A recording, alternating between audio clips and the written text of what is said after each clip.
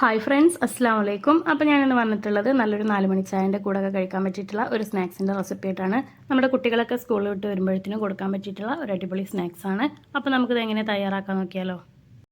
അപ്പോൾ നമുക്ക് ഈ ഒരു സ്നാക്സ് തയ്യാറാക്കാനായിട്ട് കപ്പയാണ് ആവശ്യമായിട്ടുള്ളത്. അപ്പോൾ കപ്പേനെ ഞാൻ ഇതുപോലെ ഒന്ന് ക്ലീൻ ചെയ്തെടുത്തിട്ടൊന്ന് കട്ട് ചെയ്തെടുത്തിട്ടുണ്ട്. ഇനി ഇതിനെ നമുക്ക് വീണ്ടും ഒന്ന് ചെറുതായിട്ടൊന്ന് കട്ട് ചെയ്തെടുക്കണം. അപ്പോൾ ഈ ഒരു രീതിയിലാണ് ഞാനിവിടെ കട്ട് ചെയ്തെടുത്തിട്ടുള്ളത്.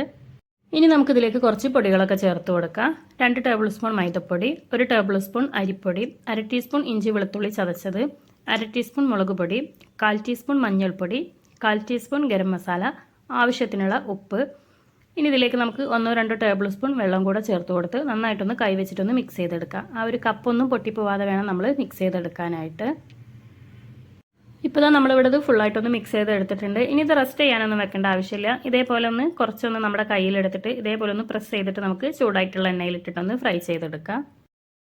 ഇപ്പോൾ നമ്മൾ ഓയിലൊക്കെ ഒന്ന് ചൂടാവാനായിട്ട് വെച്ചിട്ടുണ്ട്. ഓയിലൊക്കെ ഒന്ന് ചൂടായി വന്നിട്ടുണ്ട്. ഇനി നമ്മൾ മിക്സ് ചെയ്തെടുത്തിട്ടുള്ള ആ ഒരു ബാറ്ററിയിൽ നിന്ന് ഇതേപോലെ നമ്മൾ കയ്യിൽ പിടിച്ചിട്ട് ഇതേപോലെ നമുക്ക് ചൂടായിട്ടുള്ള എണ്ണയിലേക്ക് ഇട്ട് കൊടുക്കാം. അപ്പോൾ നമ്മളിത് ഫ്രൈ ചെയ്തെടുക്കുമ്പോൾ ഒരു മീഡിയം ഫ്ലെയിമിൽ വെച്ചിട്ട് വേണം ഫ്രൈ ചെയ്തെടുക്കാനായിട്ട്. കപ്പായതുകൊണ്ട് തന്നെ അതിൻ്റെ ഉൾഭാഗമൊക്കെ ഒന്ന് നല്ലപോലെ തന്നെ ഒന്ന് വെന്ത് കിട്ടാൻ വേണ്ടിയിട്ടാണ്. അപ്പോൾ ഒരു മീഡിയം ഫ്ലെയിമിൽ വെച്ചിട്ട് നമുക്കിത് തിരിച്ചു മറിച്ചിട്ട് കൊടുത്ത് ഒരു ഗോൾഡൻ കളറാകുന്ന വരെ നമുക്കിതൊന്ന് ഫ്രൈ ചെയ്തെടുക്കാം.